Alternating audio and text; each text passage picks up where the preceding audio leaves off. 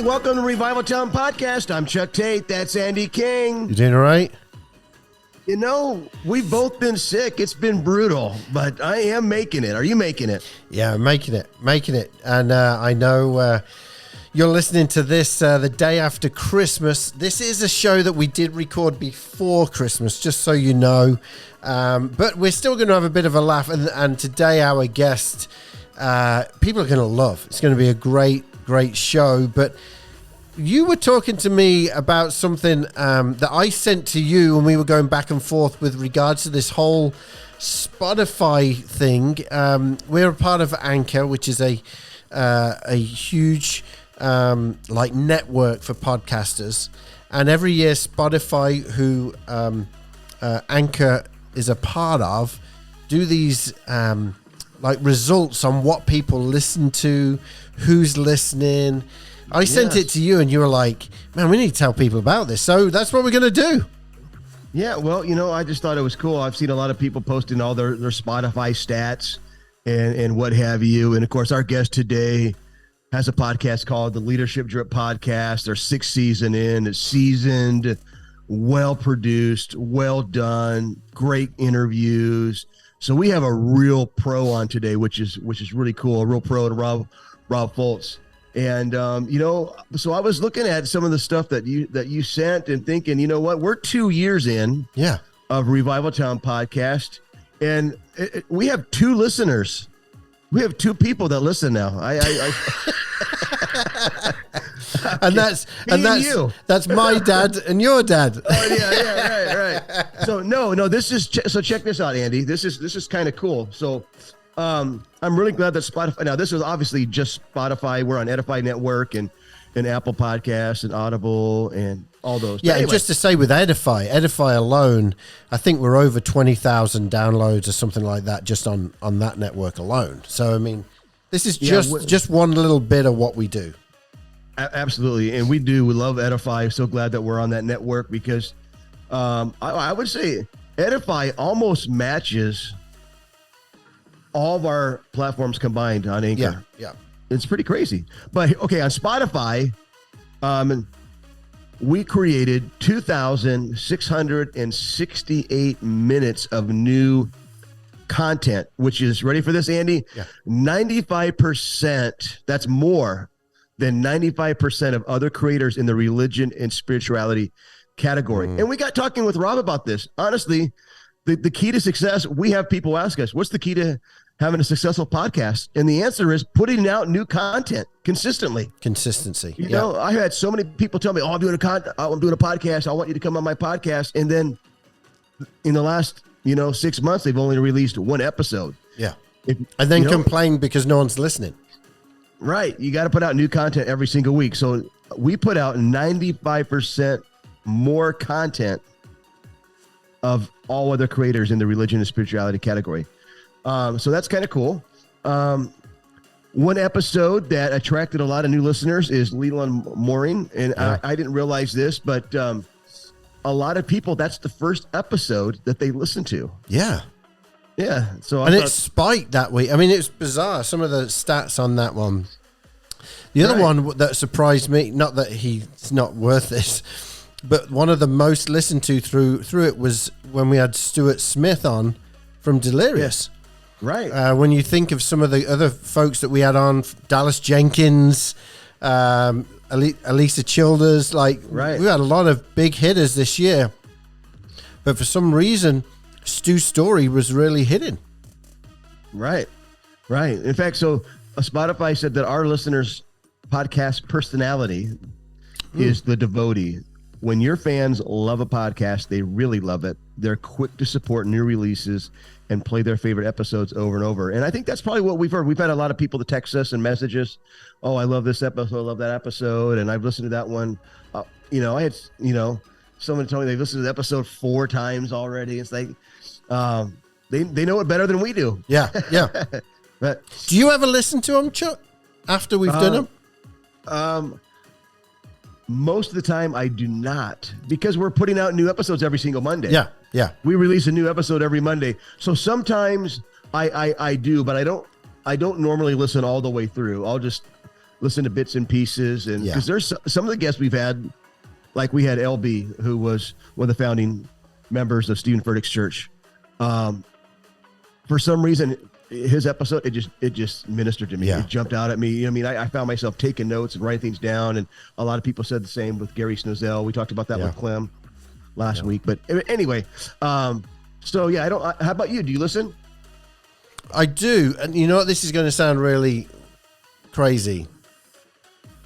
I do enjoy the interviews, but I find myself just laughing at me and you like all the time, because I think what happens is you tell me stories and we'll go through the story and we'll lose it, while we're telling the story.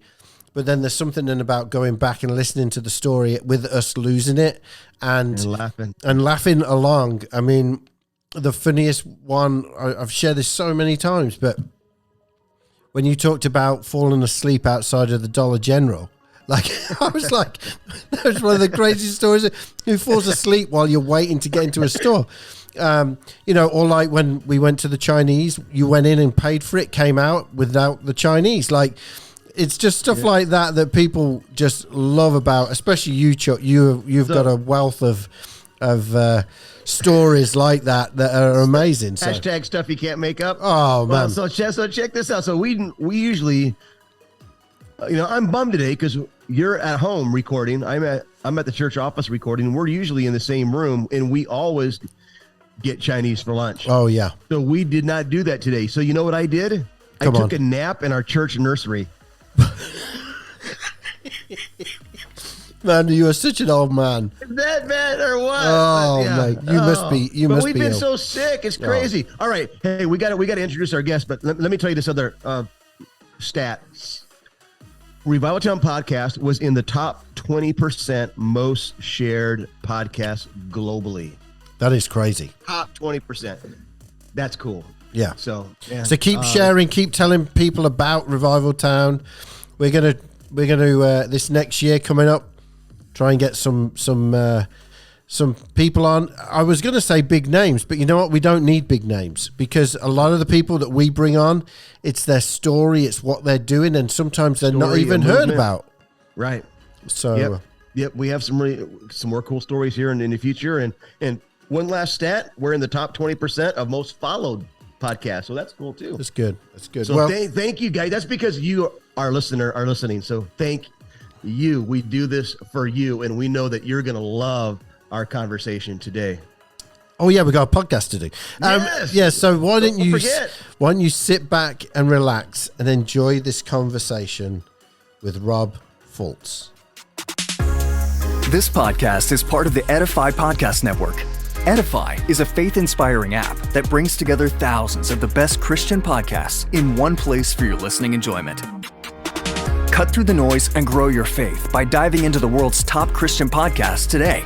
Download the Edify app for free from the App Store or Google Play, or by going to edify.app. That's EDIFI.app.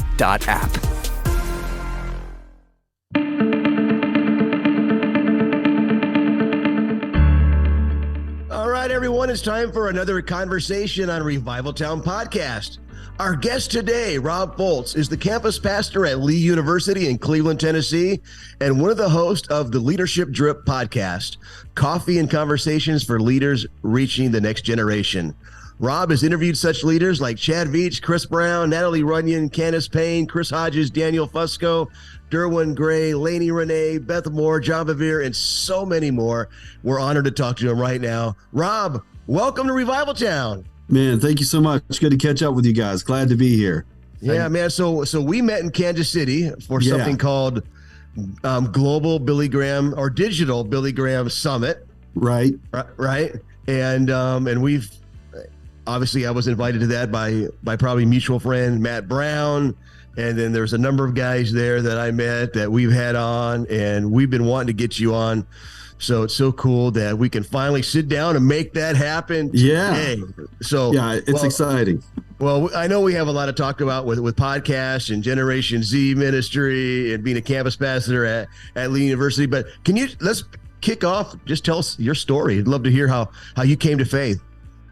Oh, wow. How I came to faith. Well, thanks again for having me on the show. I think this is a great conversation. Matt Brown, the ultimate networker, connector of people in the kingdom. So we appreciate him. But yeah, I think for me, it's important. My journey, my faith journey, I didn't grow up in a Christian home. So I didn't come to faith until after I got out of the Marine Corps. And to be quite honest, it was a pretty dark period of life. Alcohol addiction, drug addiction, suicidal, the whole 9 yards, like all the things, right? So right. October 16th, 1994,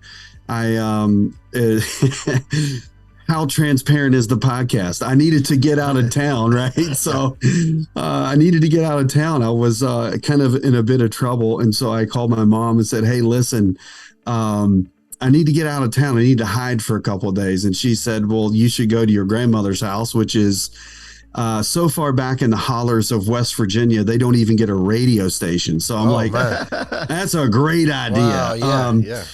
And so long story short, she's like, meet me at church after church and I'll take you to your grandmother's house. And I was like, no, I don't think I can wait that long. I'm coming this morning. I'm going to church with you. And she's like, okay, fine. So I go to church, October 16th, 1994, small country church, have no clue what the guy preached on, but man, the conviction of the Holy Spirit was powerful. And I crashed in the altar that day. Jesus picked me up, cleaned me up, and I was never the same again. So yeah, that's a really long story in a short amount of time. Wow. Man, well, how do you go from that? Oh, wait. Did you make it to the grandma's house? We did. I did make it to grandma's house. Yeah. Okay. All right. That's good. Grandma made everything okay. So, but yeah, God's grace brought me through all that whole season. Absolutely. Wow. Man. And I'm sure you had a praying grandma. Was she, yes. I mean, what did it do for her when you gave your life to Christ? Oh man, she just exploded. She's the matriarch of the family, man. She was Holy Ghost filled, just loved Jesus, had nothing in the world in terms of material, but man, when she walked in the room, the presence of God was with her. And so it was a really cool story. I gave my heart to Christ that Sunday, went to my grandmother's house. And that Wednesday night, I went to church, and my grandfather, who at that time I think was 72, asked me to walk him down the aisle to give his life to Christ at 72 years of age, because he was on a cane. He couldn't make it in by himself. So it's just a really, really cool moment. Of course, my grandma at that point, I mean, she lost it, so it was awesome. Amazing, man. Yeah. Well, how do you go from that salvation experience to being the campus pastor at a university? Hey, God's grace, man. I know it's, I spent, almost 20 years in pastoral ministry, full-time pastoral ministry as a senior leader in most of those capacities. And, about 5 or 6 years ago, God really just began to stir my heart about the next generation in a way that I had never experienced before. I've always had a heart for youth. I've always had a heart for young people, young adults, just because of my own story and where I came from. And so really about 5 or 6 years ago, my wife and I just began praying about what was next. And this position opened up here at Lee University, and God made a way. I mean, so we moved from Southern California back to Cleveland, Tennessee, which, culturally they're identical, right? I mean, Cleveland, Tennessee, it's like neighborhoods. Huntington Beach, California, right? They're the exact same. So, but no, I mean, it's been a joyous journey, man. It's just every single day, thousands of college students on campus. I get to interact with them in just the most amazing and miraculous ways. And so it's been a lot of fun. Wow. Man, I was going to say, it looks like it's a lot of fun. I was looking at not just your Instagram, but Lee University Instagram. And I mean, it looks like, man, you're having a good time.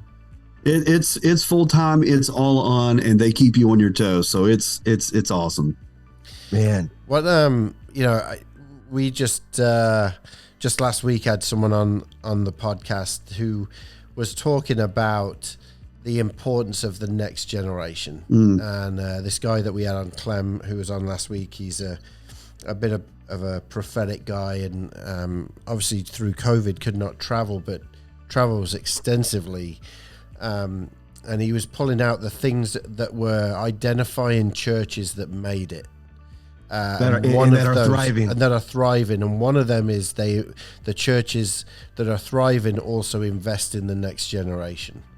And how have you seen that on campus? Obviously, COVID was a crazy time, especially for college students. Coming back now, have you seen some type of hunger for what God's doing? Yes. I mean, yes. Gosh, in the last couple years, what God has been doing, not only in our campus. So I serve on the Commission for Council of Christian Colleges and Universities, which is about 200 different Christian universities across America. And it's not only what's happening in Lee, it's actually what's happening across a lot of college campuses in America, even the secular college campuses. They're coming back, especially out of this COVID season, with a different mentality towards understanding who God is in their life and what he wants to do. And the hunger is palpable, man. It is, there are little pockets of revival popping up all over our campus. These are student led. They're not organized. They're very organic. I mean, somebody will start a prayer meeting at their house and it'll go for 4 or 5 days, 6 days, 2 weeks, a whole semester. And it's just phenomenal to see how unorchestrated it is, but at the same time, how unbelievably powerful it is in the lives of the students. And so 100% agree. I think there's no greater time in human history for young adults to actually have a voice in the local church than right now. Yeah. And I think those who are listening, those who are paying attention, those who are actually integrating young adults into their leadership, into their strategies, into their programs, are the churches that are really thriving. They're flourishing right now because, again, I think it's if you look at it from a biblical perspective, and of course, a lot of what my research is in the metaphorical exile of a generation, which is this generation. Yeah. And I think if we allow them to flourish, it changes everything. And so Terry Parkman, I don't know if you knew Terry Parkman is. He'd be somebody great to have on the show, but we had a conversation not too long ago, and he said, because the big question is, why are young adults leaving church and how do we get them to stay, right? I mean, that's sort of like the $1 million question. Yeah. And Terry said, which I totally agree with, they're not leaving the church, they're actually changing it. And so when we talk about what young adults are doing, they're not only doing it inside the local church, they're doing it outside of the local church. And that, in my opinion, is where the greatest revival in human history is going to exist. It just won't look like everything that we've seen before. Yeah. So absolutely, God is doing an amazing work. There's a hunger on campus. We see it in our chapels. We see it in our classrooms. We see it in the different types of student events around the university. It's a great time. Awesome. Well, what's it like to be a campus pastor of a university? What does that entail? Obviously, I know what it's like to be a pastor. I planted a church 25 years ago, still still leading it. What's it like to be a campus pastor of a university? It's on one hand, being a senior pastor, you pastor every generation, right? So you have to, in some way, shape, or form, think about each generation's, growth or each generation's plan forward. Cool thing about being in college ministry is I get the same conversations over and over and over again, which really gives me the capability to have very, very fine-tuned discipleship development conversations with one generation, right? So it's a lot of energy, it's a lot of work, it's a lot of trauma, it's a lot of tragedy that college students are bringing in. I think the last metric I read was that 40% of all college students, incoming freshmen, secular or Christian universities, 40% of them have a diagnosable mental illness. And so it's hard, but at the same time, it's very rewarding. There's a lot of deep, rich conversations that happen. So, as a campus pastor, there are things that we all have to do, right? Graduation, commissioning services, move-in day in the dorms, like we're lugging boxes, like you do all this stuff. But the true joy, the real passion comes in when students are in my office or we're in small groups or whatever, doing deep discipleship. So that's the real win for me. That's good, man. What an opportunity. Yeah. So do you guys at Lee then, do you have chapel? Is it daily? Is it weekly? It's twice a week primarily. There are occasions where we have things like convocation, where we have like a week-long spiritual focus, like 5 or 6 services that focus on, one particular topic or idea.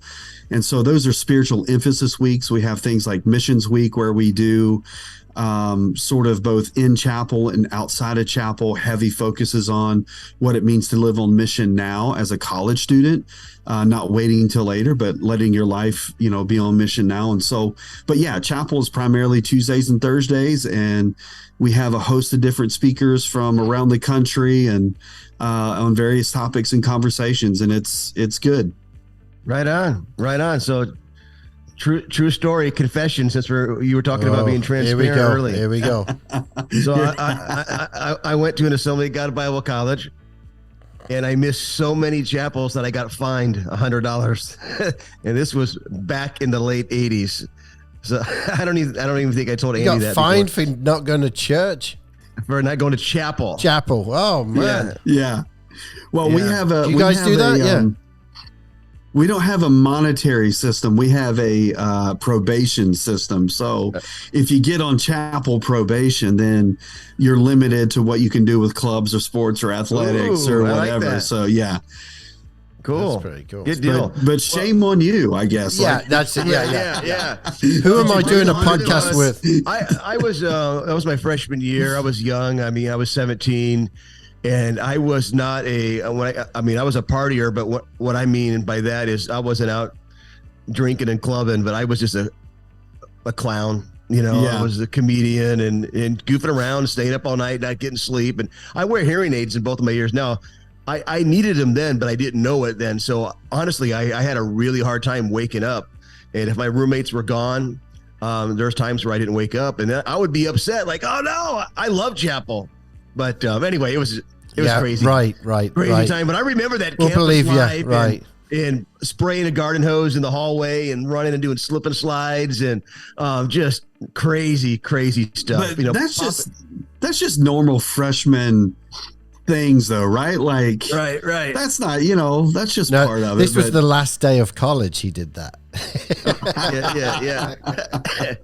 Yeah. We would when the elevator doors were getting ready to close, we would shake up a shaving cream can and then pop it with a screwdriver, throw it in right as it closed, so it would spin around. And oh my gosh. I mean, just I wasn't always doing that kind of stuff, but there was just a lot of crazy fun. But also, I mean, the Holy Spirit showed up, moved, impacted my life, and I really was, when I went to chapel, benefit from it, was transformed, and I something I looked forward to. I really did. So what an opportunity you have to speak into lives, and especially nowadays, when you mentioned the mental health thing, I've just never experienced anything like this in my life with so many people. What an opportunity you have. So man, thanks for what you do. Yeah, appreciate that. Yeah.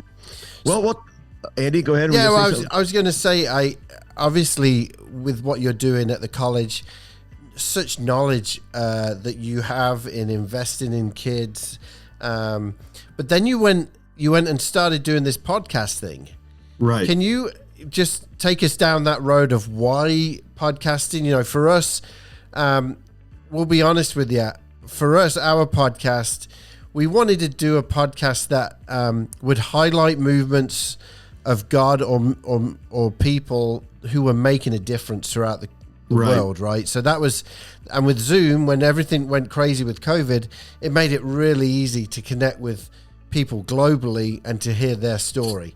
And so that's why we started what we did. We didn't want it to be a leadership podcast. We just wanted it to be more conversational, right?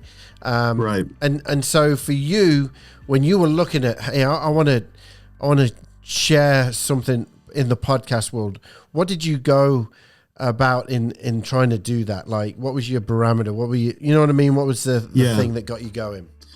Well, I think so Jeff, the guy that is the co-host for our podcast, the Leadership Drip, for us, he and I are actually friends from our undergraduate years in college, right? So He had moved back to Cleveland probably the year before I did. So when I moved back here in 2018, because Lee is my alma mater, right? So when I moved back here in 2018, he and I got reconnected, and he's in full-time ministry, has a heart for young adults, passion for the next generation. And so we just got together and started talking. Our original idea actually was to write a book on young adults, why they're leaving the church, how do we get them to stay, what are the things about the young Gen Z specifically that we need to be paying attention to. Now, we wanted to write a book, but then we quickly realized we didn't know anything. So we said, who do we talk to that knows more than we do? So we started our podcast really as a tool or a way for us to learn how to answer some of those bigger questions that we were asking. And just thankfully, a lot of people said they would talk to us about it. And so our podcast really wanted to focus on helping leaders, both in the local church and outside the local church, really gain an understanding of how to work for the next generation, because our generation, my generation, your generation, how we approach leadership is so different than the way the next generation is approaching leadership, right? I mean, and so it's really important for us to understand the impact of what that means and what that is in the ministry context, right? Because they are the most entrepreneurial generation that has ever lived. Yeah. They are the most cause-oriented generation that has ever lived. And they want to do it now, not 20 years from now.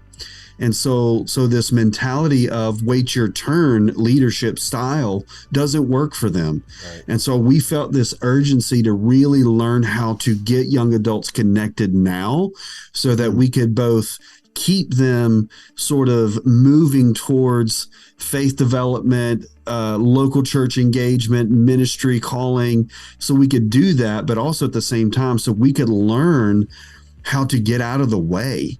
Like, what do they need from us so that we can set them up for success? And so that was really the heart behind the podcast. And we still haven't written the book, though. Jeff and I had a conversation a couple weeks ago about starting, and we're wrapping up our 6th season of the Leadership Drip. And so there we go.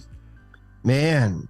And you guys usually throw down some coffee while you're doing this. We are coffee addicts, not coffee snobs. Like, okay, I would drink gas station coffee just as quick.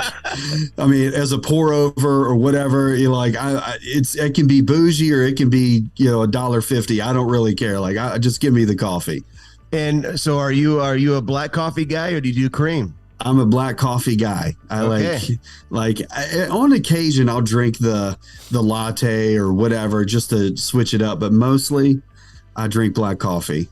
Okay. All right. Hey, yeah, no, that's cool. That's good. I like it. We're going to have Andy send you some Dream Center coffee. Oh, there you go. I was just about to say, we have at the Dream Center, we have a after school program that's a little bit different. So we felt we needed to put tools in the hands of kids who we were seeing who may not make it through to college, but they would be brilliant within the trades. So we have a full-blown trade school. So carpentry studio, motor mechanics, culinary arts, 3D printing, t-shirt printing, electrical circuitry, all this stuff that kids can learn. And we also have a full-blown coffee roaster, and so we have our own coffee brew, and the kids roast it, they package it, they send it out, and cool. So we'll send you a bag out, and you can tell us if you like it or not. It is Absolutely. A bit of that bougie coffee, I gotta admit, but no, that's good. So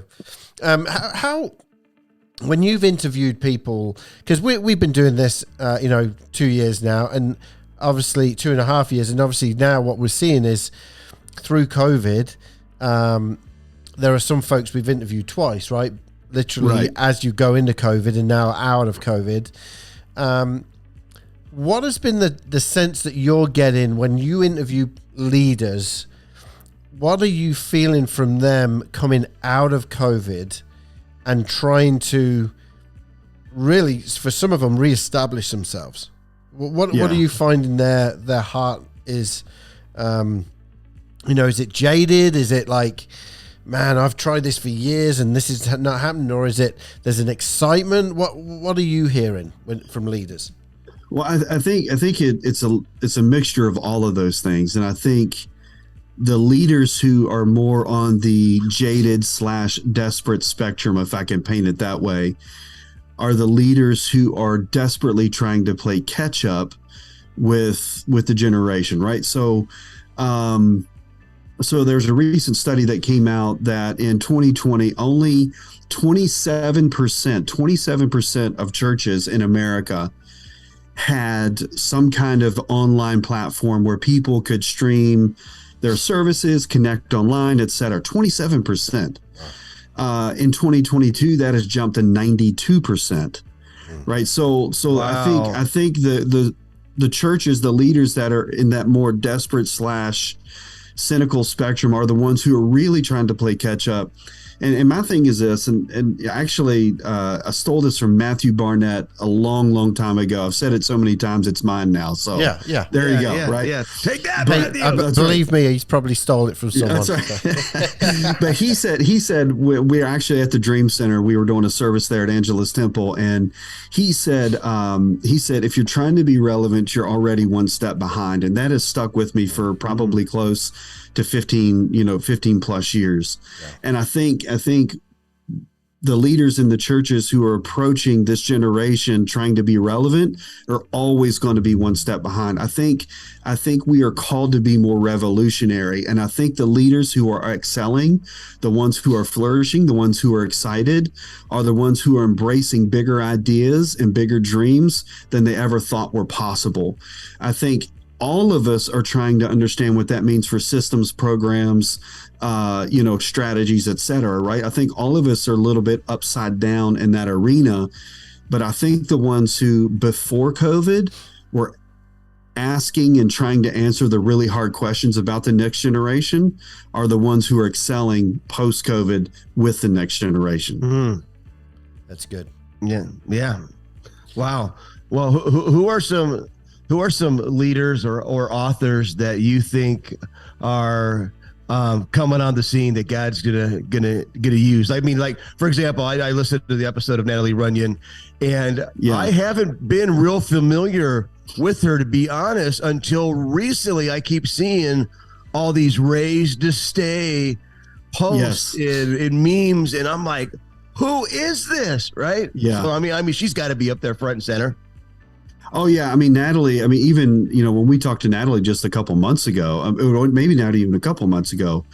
I mean, if you hear her tell the story, like it was literally one post, just one post that went just bananas, right? It just went bananas, and so obviously she's on the upward trajectory. I mean, she's getting ready to have a book come out, which is going to be amazing. In terms of authors, I'm not sure who all's writing books, but another one, Ellie Bonilla Jr. If you're not familiar with Ellie, you need to check him out. He's rolling with Sammy Rodriguez. He's part of the National Hispanic. I'm going to mess up the actual organization, but he's part of the National Hispanic Christian Organization Alliance or whatever it's called. Sorry about that, Ellie. Good friend of mine. I mean, so he's great. Yeah, that's right. But anyway, so Ellie Bonilla Jr., Noah Herron. I don't know if you know Noah or not. He's up and coming. There's a guy named, he was at the Billy Graham thing, Stephen McWhirter. Have you been following him lately? Yeah. We've had him on twice because we just had him on. It actually goes live Monday to talk about this TikTok revival. Right. I mean, 15,000 people in like a month and a half. I mean, it's just Candace Payne. I don't know if you know Candace. She's amazing. She's a Chewbacca lady. Chewbacca lady. I mean, just that's a great one. Addison Bevere. I don't know if you know John Bevere. Addison Bevere wrote a great book about 2 years ago called Saints. Okay. Really key book, I think, in helping understand what it means to be a saint in this culture. In fact, the subtitle is Becoming More Than Christian, and talks about the importance of living out our faith in the marketplace, among other things. So, those are just some off the top of my head, but those are some great young leaders I think are doing good stuff. Right on. Well, excited to find out what book you're going to publish in the future. And you guys sit down from the Leadership Drip. Yeah. You're probably going to have a section on coffee, right? Yeah, absolutely. Absolutely. I do have a chapter coming out, I think in March, in a book with Josiah Keneally. You might know Josiah and Micah Keneally. I don't know him, but met him at the summit. Met him at the summit. So I'm doing a chapter for a book for him that's going to be published in March. There'll be a couple people in there that you might know: Hannah Granowski, Cam from Passion. There's a bunch of guys in there that you might connect with. Right on. Yeah. Wow, that's cool, man. That's really cool. Well, love what God's doing in you and through you at Lee and beyond, and of course through the podcast. So 6 years, is that what you said? Did I catch that right? Did I hear that right? 6 years, 6 Leadership seasons. Drip? Was it? 6 seasons. 6 seasons. 6 seasons. Yes. Yeah. But still, that's phenomenal. Yeah. It really is cool. And I think, and you've probably seen this. I have a lot of friends that have approached me, and I'm sure Andy has too. Like, hey, what's the secret to doing a podcast? And there's a lot of guys that obviously everybody's doing a podcast now, but not a lot of people are consistently putting out new content. Right. Like you, we put out a new episode every week. Just we're always doing that. That's what it, for us, that has been kind of the secret sauce. It's just making sure we're putting out new content. And because there's so many people out there that have a story to tell, they have something to share, they have insight and wisdom, whether it's the local church, whether it's in the Christian worship scene, or somebody like Stephen McWhorter, who's leading a TikTok revival. Yeah. I actually didn't think I would enjoy the podcast as much as I have. Jeff was the one who really kind of pushed it. It's like, hey, we should do this. I think it's a great way for us to get in the room with some leaders early on. I don't know if you know Larry Osborne or not, from North Coast down in San Diego, right? So he was in our first season, and he said something that really changed my mind about the whole podcast thing. And he talked about getting into the green room. And he said, by the time I got into the green room, I didn't need the people who were there with me. And so he was talking about it from the perspective of bringing the green room to people who will never have access. And that's why he was so willing to jump in and share with leaders, young leaders, whether they're known or not known. Right. So once he, that really kind of bent my framework for doing the podcast, because what I realized then is with our platform, with being here at the university, with the podcast, I actually could get information and tools into people's hands that they couldn't get otherwise. I mean, how are you going to sit down with a Chad Veach and have an hour-long conversation? How are you going to sit down with a Daniel Fusco or Chris Hodges or, Sammy Rodriguez or whoever and have these hour-long conversations about what God is doing, about the leadership, about the lessons they've learned, right? I mean, how is she going to get that information? Most of us are never going to get in those rooms. And it's not because we're not gifted or talented or capable. It's just we don't have the relational networks to make it happen. Right. Sure. So for me, the podcast is really just about, okay, this is a tool and a platform I can use to put power and information into other people's hands. And that's one of the things that really drives my passion for it. Right. Yeah, exactly. It's why you do what you do, what we do, so people can hear these stories, so they can be encouraged, so they can learn, so they can gather wisdom and insight, all the above. And it's always refreshing when you meet some of these people that they just want to give of themselves, like you mentioned Larry. So years ago, I had the opportunity to go to Larry's house. I was with some young church planners, and there was probably 10 of us, and somebody set it up, and we went, and we took an offering for him, and we ordered pizza at his house, and we just sat in his living room, and he shared leadership insight with us and was down to earth and just was real. So I published a book a few years ago, and when I did, I sent him a picture of me and him in his own living room and said, hey, you don't remember me, but I have a book coming out. I'd love to have you endorse it. And he did. Oh, that's so cool. Yeah, it just goes to show you that he's the real deal. And there's so many people like that. And I think for Andy and I, but that's what's really been refreshing with some of the people we get to talk to is how real they are. Right. Yeah. And I would agree. I mean, we've had 105 episodes now, I think we've recorded, and I can't recall a single guest in 2 years that I said, man, we shouldn't have had them on the show. Right. I mean, it's just whether they were really young, like a Luke Lefevre or whoever, that's another young name that's out there.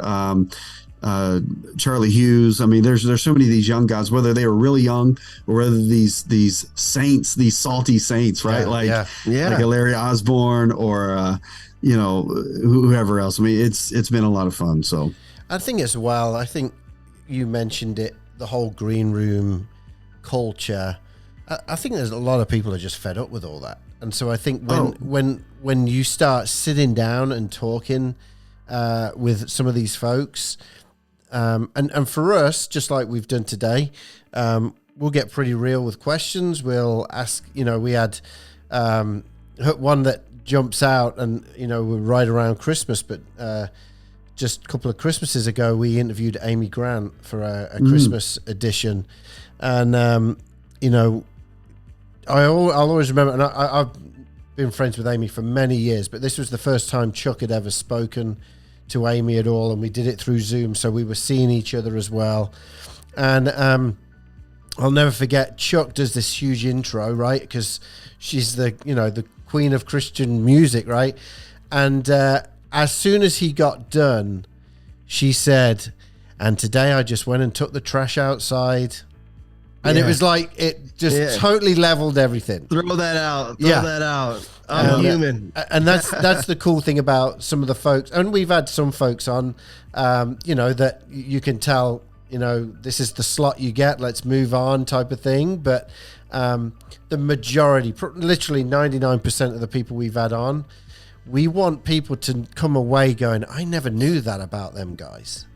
Like, I didn't know that he did that or she did that, and the real side to it. Because then I think when that person speaks again, whether it's speaking or singing, because we have worship guys and singers on, then I really feel then there's a more of a connection, just because we try to take some of those walls down in the conversation that we have. And I think that's really crucial to a good podcast and good interviewers, to be able to ask those questions without going, we know that it's his fifth book. You know what I mean? It's that type of thing.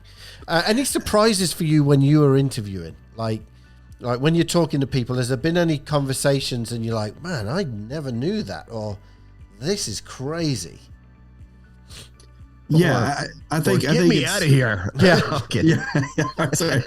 I think a lot of people, and especially for this generation, since that's kind of where they want a demystified ministry context. Like they're tired of the celebrity culture. They want approachable, real, authentic, organic people who know where they live, who've experienced what they've experienced, and anytime that we make ourselves available as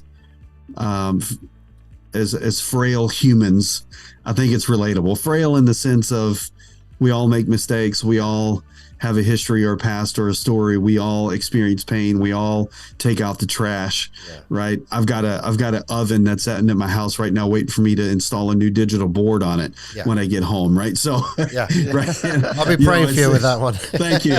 It's my wife is TikToking like, our oven's broken. I need to, so it helps. It helps. Man. Well, we appreciate your time today, Rob. Really do appreciate your ministry. Thank you for your investment into this generation. Thank you for your Leadership Drip podcast and all of the wealth of information that's been shared through that. I mean, obviously having people, someone like Beth Moore, that's a big deal, right? She has a lot to offer. She's been around the block.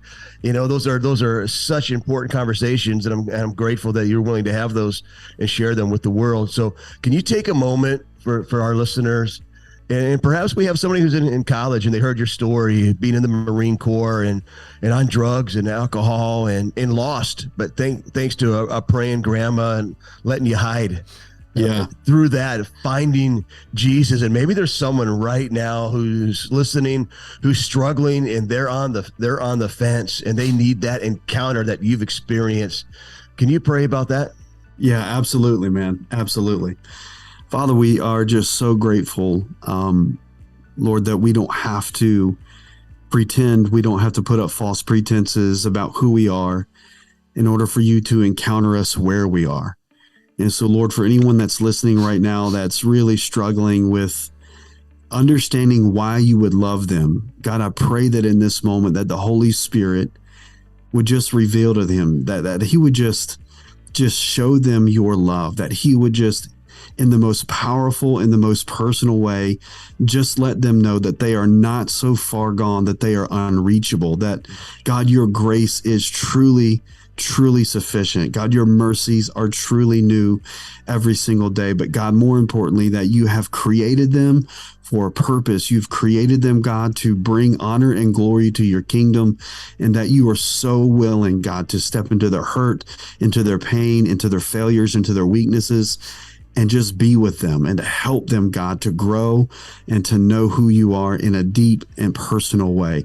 God, I thank you for the miracles that you're going to perform. God, I thank you for the provision that they need. God, I thank you that you are speaking and moving even as I'm praying. God, they are calling out on your name, because literally all we have to do is speak the name of Jesus and it changes everything. So I pray, God, that we do that with great courage and great hope in Jesus' name. Amen. Amen. Amen. Thank you. Well, thank you so much for your time. I know Yes, people are sir. going to want to connect with you, and especially the podcast. Can you Yes. just let us know how can we get a hold of you, and how can we listen to you?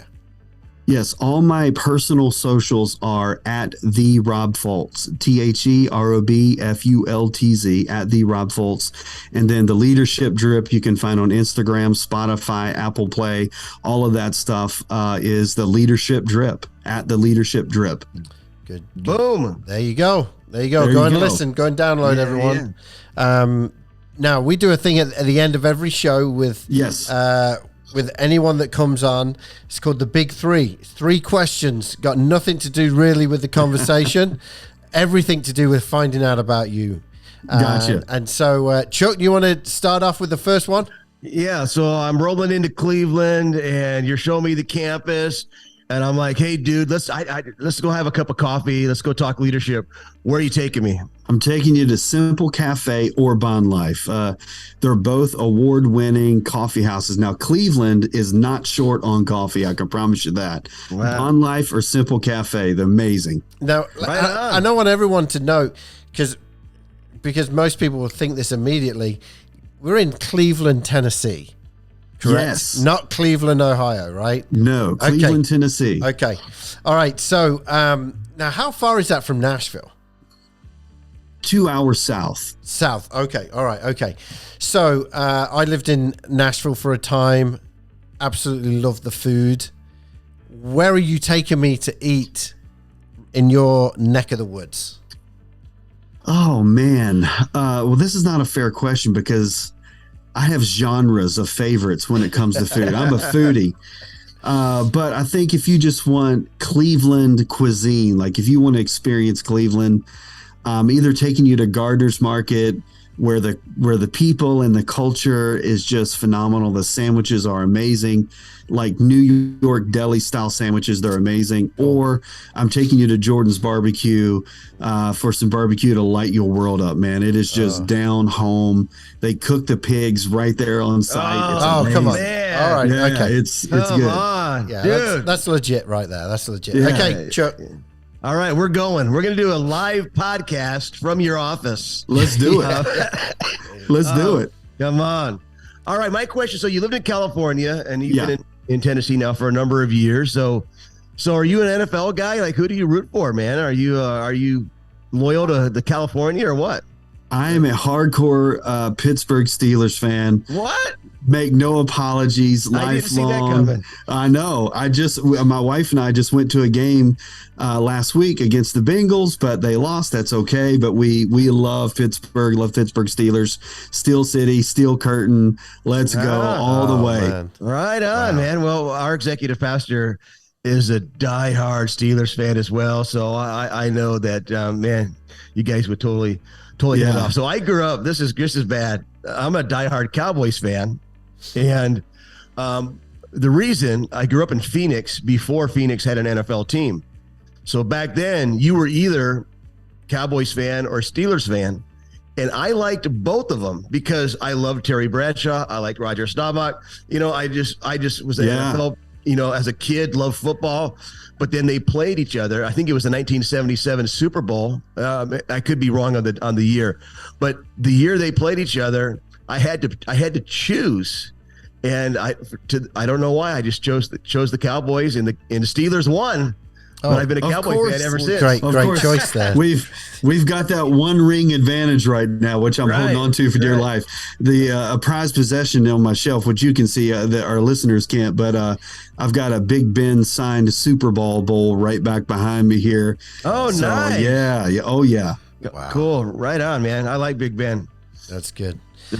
Cool, man. Well, thanks so much, Rob. Yeah, I love it. Thank you guys so much. I appreciate it. Yeah, we thank you for coming on to Revival Town today. And those that are listening, make sure you're going and checking out the podcast that they've got going on.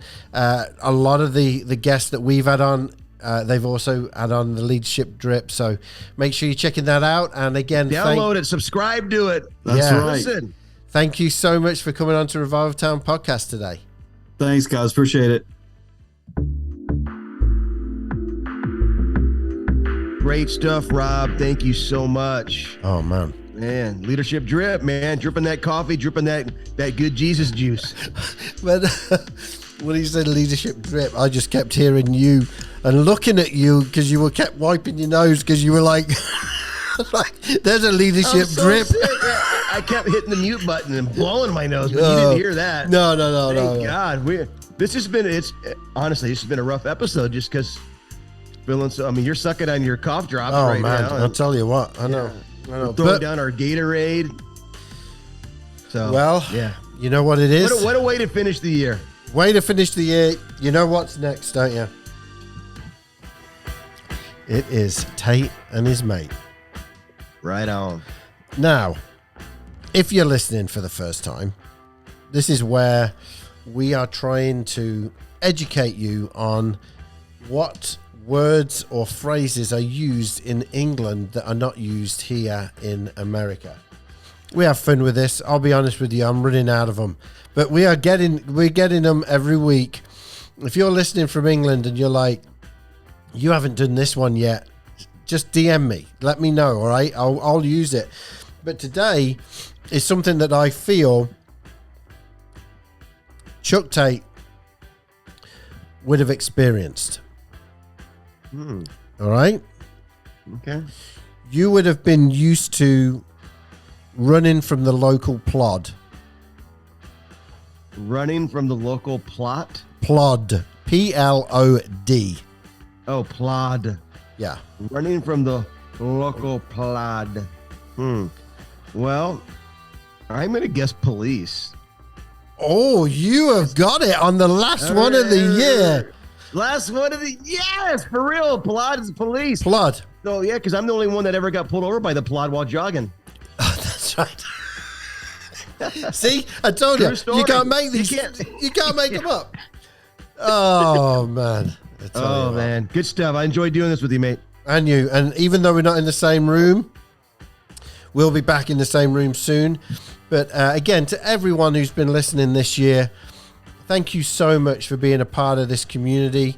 There are literally thousands of people who are part of this community, and just want to say thank you. Make sure you're telling people about Revival Town. We will try to keep bringing fresh content, new people, things that are happening, and stories about running from the plot. And yeah, it's keeping us from running from the plot. So there you go. So again, thank you for being a part of this. Chuck, love doing it with you. You want to say anything to anyone? Likewise, and thanks to our guest, Rob Fultz. Go check out the Leadership Drip, subscribe, and we look forward to seeing you next year. There you go. See ya. Bye. Thank you for listening to this episode of Revival Town Podcast. Make sure you're following us on social media and remember to subscribe wherever you listen to podcasts. For more information, head on over to revivaltownpodcast.com.